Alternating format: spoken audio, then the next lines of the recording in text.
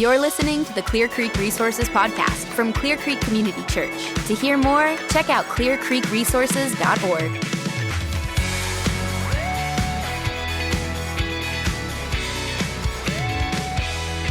All right, Aaron Lutz, thanks for being on the podcast again. Absolutely, man. All right, so we've done some series of podcasts where it's a get to know you. And so this is get to know Aaron Lutz. I don't think a lot of people love being in the hot seat and talking about themselves, but I find it interesting and fascinating to talk to you about some of these things. So we're going to roll through some questions here. Cool, right? man. I'm game. All right, first one is this. What's your favorite thing about being a pastor? And also, what's the hardest thing? Yeah, I think my favorite thing is having Fridays off. That's pretty awesome. Yeah. So we work Monday through Thursday. In the office. Because Sunday is, true. yeah. And I was going to say because Sunday is a work day. Yeah. No, that's not my favorite thing. My favorite thing is having a group of people that, Brian, I genuinely love. Like, I love these people. And I love to serve them and walk with them through life and ups and downs and just being present in some of those moments that, like, really matter in people's lives. Like, I think that's one of my favorite things about being a pastor, just walking with people. So I love to teach. I love to cast vision. Those are things that, like, give me life, but I think those are things that earn me the opportunity and the right to really be in people's lives. So I enjoy that. But I think that's also one of the hardest things about being a pastor, right? Is that you walk through stuff with people and not everything is always as fun or the high moments. You're walking through some low moments with people and loss and parenting issues and marriage issues and conflict, and it can just get messy. And so when our people hurt, like, I hurt with them. And so that makes it tough. Or when people leave, or there's, people move, or people get mad about something and they leave, and you've invested deeply in some people, like, I think that becomes a pretty difficult thing too, especially even just our personality types. Like, it's hard when you're walking through people in those low spots. Yeah. All right, so in this new year, we've had a little bit of a different preaching schedule, and so you've been preaching a whole lot more. I'd love to know just some of your thoughts on how that's been for you. Deep in your soul, you've been preaching more often. I think it's put me in a rhythm that I like working in. I like the idea of studying and writing sermons, and when you're in a more regular rhythm, I think that you just kind of are able to stay consistent in those muscles, instead of every once in a while kind of ramping up to do that on top of everything else that we're doing to pastor the church. And so I've enjoyed that. I think I feel like around what it's done is I've always been the pastor for our leaders. Like, they knew I was their guy to walk with them, but now I feel like it's moved me to a place where I'm pastoring that whole campus, that congregation. Like, they see me a lot more often opening the scriptures, and so I have more counseling opportunities, more things I'm walking with people because they see me open the scriptures with them. And so I think it's earned me that opportunity as well. Yeah. Yeah. All right, so you've preached at your campus. You were in student ministry for a number of years at Clear Creek and at a previous church. So you've stood up and you've preached a whole bunch of times in front of all kinds of different people. Yeah. I want to know, what are some funny things that have happened in some of those preaching moments? I did student ministry for 8 years. So I have learned to preach with distractions in the room, right? Yeah. This last week we had, baby running, or like 2-year-old running back and forth in the room, and people are like, how did you preach through that? Like, man, I've seen a lot worse in student ministry. In my own house. Yeah. I mean, it's like, you get used to it a little bit. Yeah.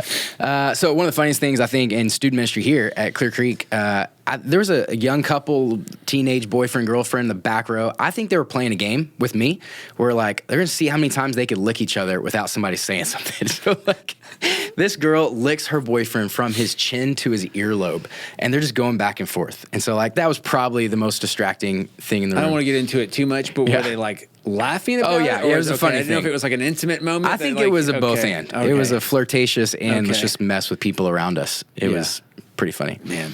Yep. All right, if you could be anything else besides a pastor, what would you be? Oh, man. I can go one of two directions with this. If I could be an expert at anything other than what matters for my career, I would do, like, graphic design. Like, I just always like making logos. I used to help make our T-shirts. Not that I was good at that, but, like, I just think it's really interesting and fun. So I would do that, some sort of advertising, marketing stuff with graphic design, or I'd be a firefighter. All right. I just think that'd be cool. Yeah, you can do both if you want. You can be a firefighter on the side. Yeah, on the side. Yeah. On those Fridays off. Yeah. You can go do that. Yeah. I just have friends that do it, and they help people, but they also run into some dangerous situations. They get to work out on the job and sleep on the job. It'd just be awesome. It'd be a good career. Cool. Yeah. I think you'd be good at both of those. But for the record, I like being pastor. Yeah, I'd rather do that. It's a hypothetical. What would you do if? Yeah. All right. So let me get some questions about your family now, especially for people who don't know you. Maybe they don't go to East 96 or they haven't been around as much. So tell us a little bit about your family. Yeah. So my wife Bethany and I have been married for almost 14 years. It'll be 14 years this summer. We met at Texas A&M and been married, moved here almost 9 years ago. And we have 3 kids. So we have an 8-year-old, a 6-year-old, and 5-year-old. So 2 girls and 1 boy in the middle, Addie Jo, Evan, and Annalie. That's my family. All right. I want to hear more about some of your kids, like their personalities and what are they like? Addie Jo, my oldest, is our typical rule follower, first kid, people pleaser, but the sweetest. Like, she just genuinely cares about people. She's into art and reading.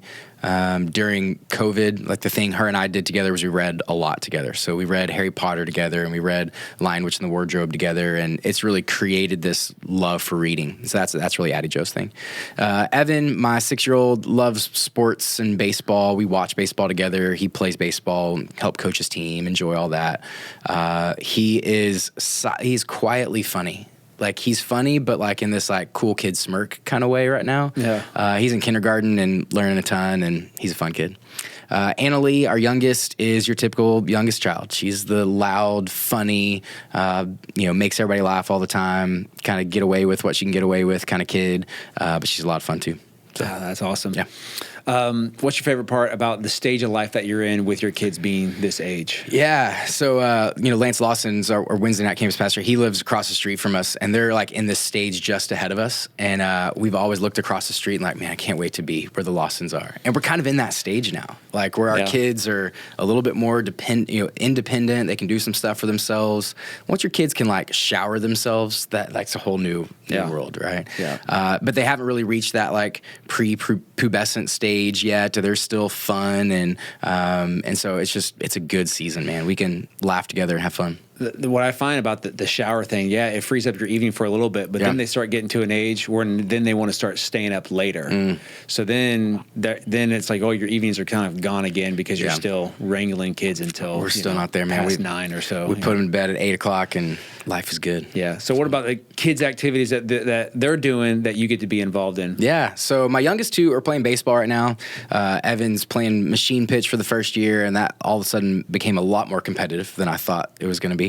In your heart, or both his and everybody around us. You know, Little League can be kind of a crazy world. My youngest is playing like Parks and Rec, non-competitive, move base to base, and that's just fun, you know, like T-ball kind of stuff. Addie Jo, my oldest, is doing like art club at school once a week after school. They stick around for another hour and do art club, and she loves that. So that's kind of things my kids are into right now. And you're coaching baseball? Yeah, kind of. I'm helping. So I managed 1 year and thought, I do not want this responsibility, just on top of everything else going on and the competitive nature of it, right? Yeah. Like there's some... I don't know. I don't want to shoot my witness by being out on a baseball field and being a jerk when I get really competitive. So I help out. We got some other coaches that are kind of leading it, and I just help out. And they're good people, followers of Jesus, and it's fun to be with them. Yeah. So cool. Yeah.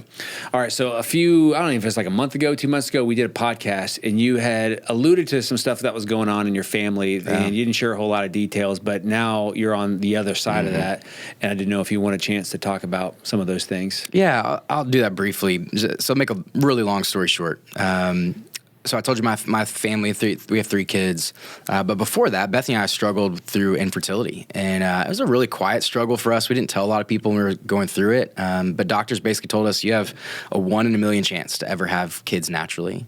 So we wrestled with that. We considered adoption. We considered other fertility options, and ultimately landed on going through IVF. And so for those that don't know, IVF is where you basically take sperm and egg. Can you say sperm on podcast? I think so. Oh, yeah. Okay, good. Yeah. Good. Is it first time? This is YouTube. Yeah. All right. It is the first time that someone has said sperm on. So you take sperm and egg, and they create life. I mean, they grow these embryo to 5 days, and then they freeze those in a way that you can utilize them. And so we knew going into that we would have an ethical, moral responsibility to life that we created. And so the intention was we were going to grow our family through in vitro fertilization. So we had 9 embryo, which is a lot. but you'd use typically 2 at a time. And so we used first 2 and then had a miscarriage. And that was really, really hard to go through infertility, but then also go through miscarriage. And so we walked through that pain. And then a couple months later, end up using another 2, and that's my daughter, Addie Jo. So my 8-year-old is a product of a frozen embryo transfer, and it's the miracle of life that, science allowed us to be able to do that. So we had 5 remaining embryo and got ready to use those again after Addie Jo was a little bit older, ready to start having another baby, and got ready to do that. And then we ended up being pregnant naturally, and this 1 in a million chance that we never thought was possible. And so Evan, my son's name, means gift from God, because we really believe like God gave him to us. We were praying for provision, and God provided a child. And it's really cool. So then after that, we ended up getting pregnant again in pretty short order. So now we have 3 children, but yet 5 remaining embryo. And so long story short, we considered options with that and matched with a couple. We donated these embryo to another Christian couple that we agreed with their values, and we could do something for them and they could do something for us that we couldn't do. And they took these 5 embryo and tried to get pregnant, utilized 3 of those embryo, and were unsuccessful and couldn't do the last one. So they gave us 2 embryo back. So this was about 3 years ago. And so now we have another decision to make. Like, what do we do with these remaining embryo? And we feel like a moral responsibility to the life that we've created. Now, this is mine and Bethany's conviction on that. I don't think that everybody shares that conviction. But where we got to is to say, okay, either our option is to go back through the donation process, which was really emotionally difficult for Bethany, or we give those a chance of life in our family. So we prayed about that for a long time. I tell you, to be honest, we were not on the same page for 3 years. And then God, in his grace, brought us to the same page, and we said, okay, we're going to give them a chance of life in our family. And so we did that recently, really within the last month. We went through another frozen embryo transfer. And I would tell you, it was a practice in trusting God's sovereignty. I think that's the way I talked about it in that podcast last time. It's like, we knew the probability that meant we were adding to our family, and we just trusted God's will. We said, if that's God's will to grow our family, then that's his perfect will. We're going to be at peace with that and trust that. But we're also okay with the family that we have. And so went through that whole process. And after we did, it's like there's a 2-week waiting period where you find out whether you're pregnant or not. I think I told you, it felt like we pushed a boulder over the cliff and we're just sitting there watching, like waiting to find out. And last week we found out that we're not pregnant. And God's will's good. Like we just trust that was God's will for our family. We're at complete peace with whatever outcome was going to come. But we feel confident knowing like we were faithful with what God called us to.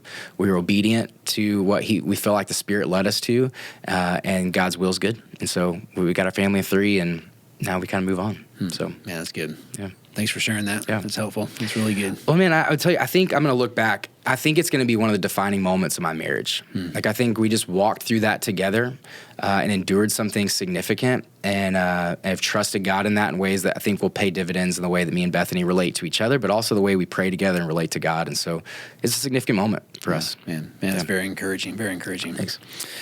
All right, so I want to move on to some lighter stuff, I guess. More just personal questions. All right, so I know that you're kind of a foodie. Maybe not even kind of a foodie. You are a foodie. Yeah. I mean, you even recently went on a trip to New York, and that was like, just we want this to be a food trip. Yeah. So, what's your favorite kind of food? Like genre, I guess. Yeah, sure. Tex-Mex all day long. All right. Any Which you can't get in New York, by the way. Yeah. That was not the intent. We're in New York City. They may try to tempt, but yeah.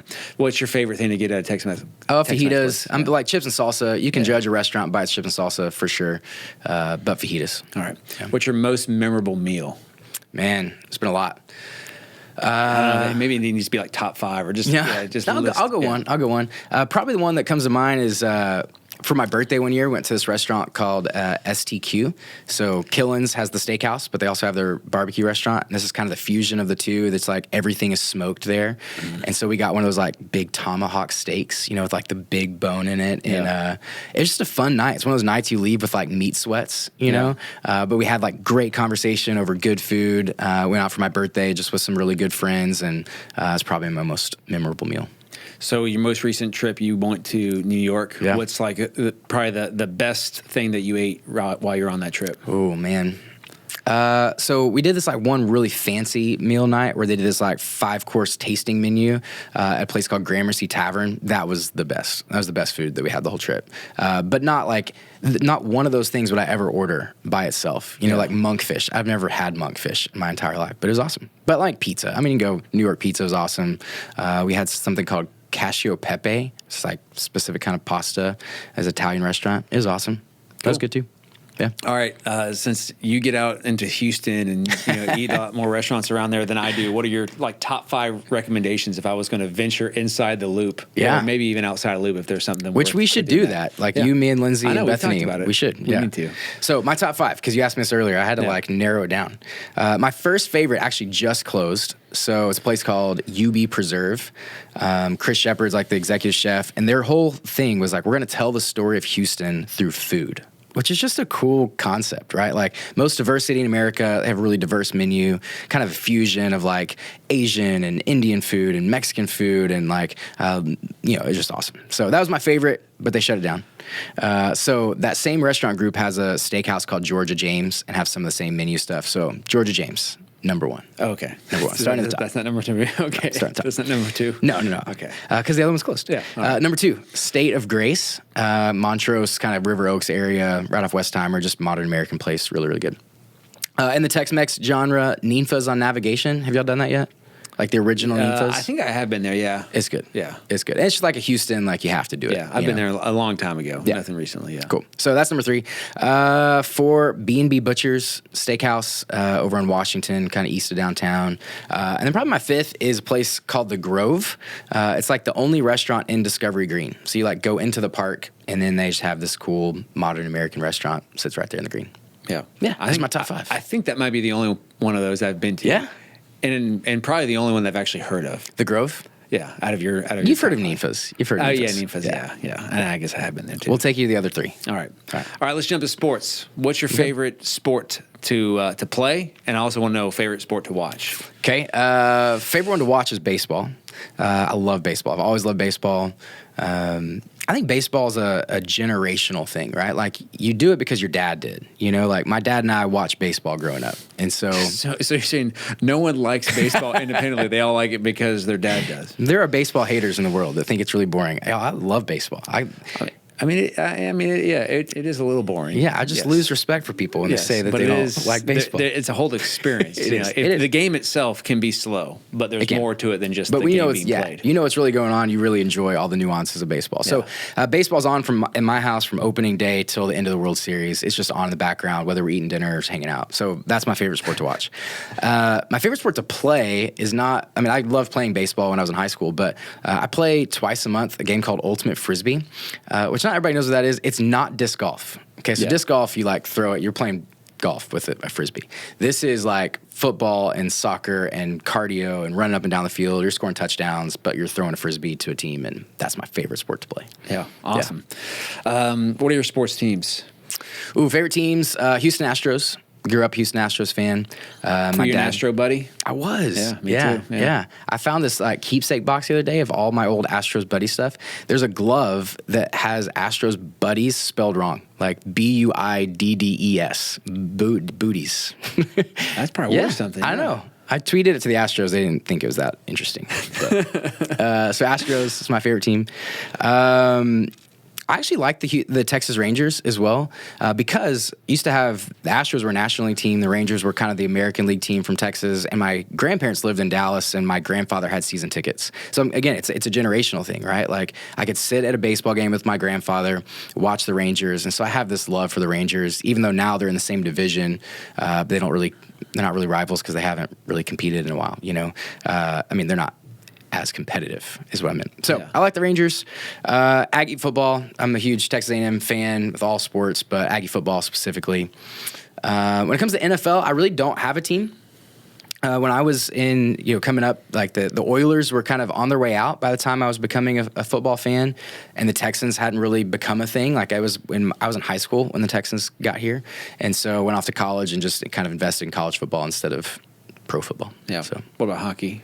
nope. No. Don't even have a I'm from team? Houston. Yeah. Yep. That's awesome. All right.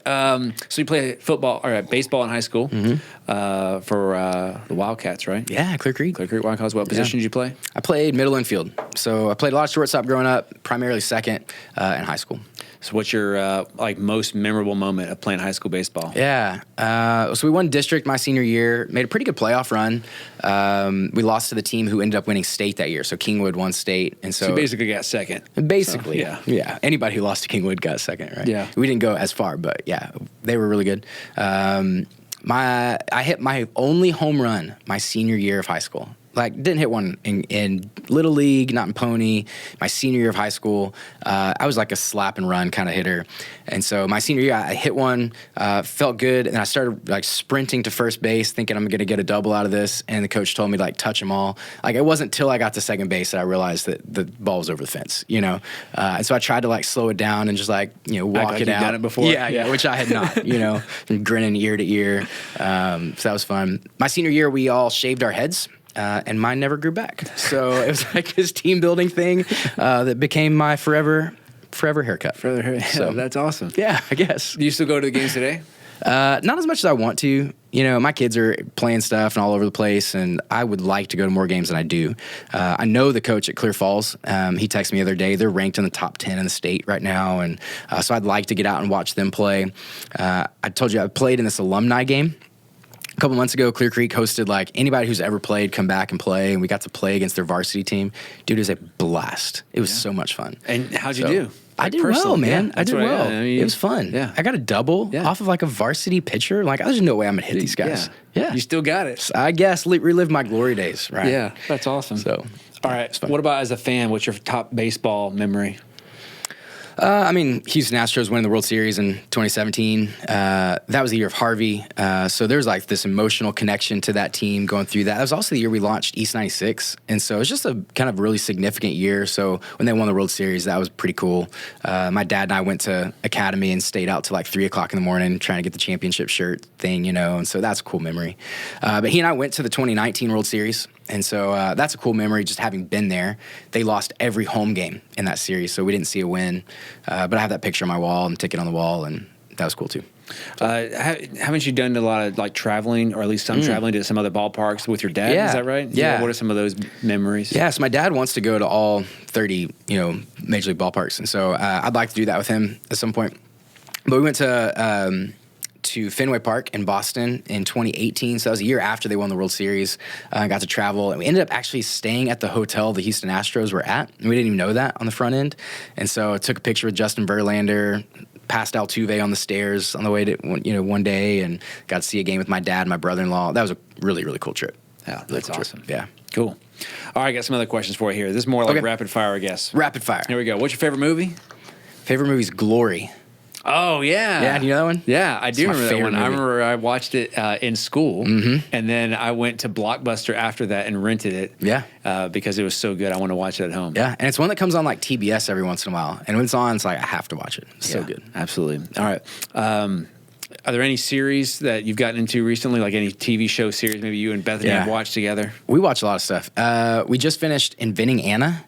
You seen that? Yeah. Lindsay watched that and watched on Netflix. it. Yeah. Anna Delvey, her fake foundation. Yeah. It was good. What are your thoughts on that? Just good? Oh, it was intriguing, man. Yeah. This is like German heiress, like makes up this whole thing and just scams everybody. She was wicked smart and just kind of crazy.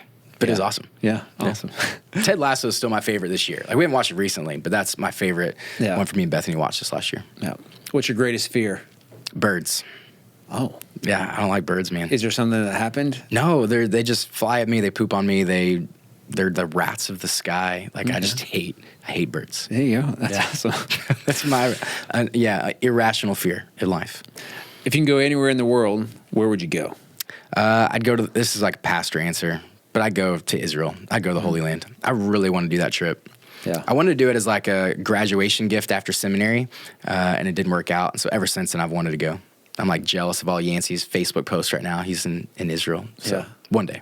Are there, what's the top trip that you've been on vacation, best place you've been? You think, man, if I could go there a second time, I would do it. I'd go back to Rome. I got to go when I was doing student ministry in Kaufman. We actually took a group of students to Croatia, and the only way to get to Croatia is to go through Italy. And so we got to do a stopover in Rome. It was awesome. But Bethany was pregnant at the time, and so she didn't get to go with me. She was on bed rest. And so I would like to go back and take Bethany to Rome. Colosseum and even like St. Peter's Basilica and the Vatican, like all of it was so cool. Cool. Yeah. All right. So how long have you been at Clear Creek now? It'll be 9 years this summer. 9 years. Awesome. Yeah. And you have a long history of being around and being part of the church even well before you were on staff. Yeah. As you look towards the future, what are your hopes for Clear Creek? This is your final question. What's your hope for Clear Creek? Yeah. Yeah, man. Clear Creek's almost 30 years old, not quite there. But man, it's been a great 30-year stretch of just faithful ministry, and like we enjoy a lot of trust in the community. And so my hope for the future is another like really faithful, fruitful 30-year run ahead of us. And not just to like maintain and survive what has been, but to have the same kind of impact and fruit in ministry for the next 30-year stretch. And so things I hope for in that season would be, I want us to grow as a passionate, expressive, worshiping church. I want us to maintain our gospel centrality and respond to that in a really, really passionate way. And part of that is because that's where I've been growing a little bit in my own worship, but also because I think that what people are looking for is a transcendent experience with God, where they want to meet with Him. They think they don't need information, right? Like I can look up everything on the internet that I need to know. And so what I really want is transformation. I want to show up and meet with God and have this spiritual experience. And I think a more expressive, passionate worship gives people that opportunity. And for the gospel to be at the center of that would be really awesome. And then on top of that, I think I want us to be known as the church that makes a difference in our community. I think we enjoy a lot of trust and goodwill in the community because we serve the community really well out of the overflow of the gospel. And we've talked about this. Our generation wants authentic relationships, and they want their lives to matter. They want to make a difference in the world. And I think the church can be the answer to both of those. Like I want people to see Jesus as what meets those needs that they have. But I think that we earn that opportunity by loving and serving our community. And so I want to be known as that church for the next 30-year stretch that we got. Good, man. Does that answer that question? It does, absolutely. Good. Yeah, thanks. All right, man. Well, thanks for being willing to sit in the hot seat and talk about yourself for a little while. Sure. Appreciate you. Appreciate your life, your family, the way you lead the church, man. Yours too, man. Hey, thanks for checking out this video. If you haven't yet, make sure that you hit subscribe down below and check out ClearCreekResources.org, where we have videos, books, and sermons on there, as well as our audio podcast. Thanks for watching.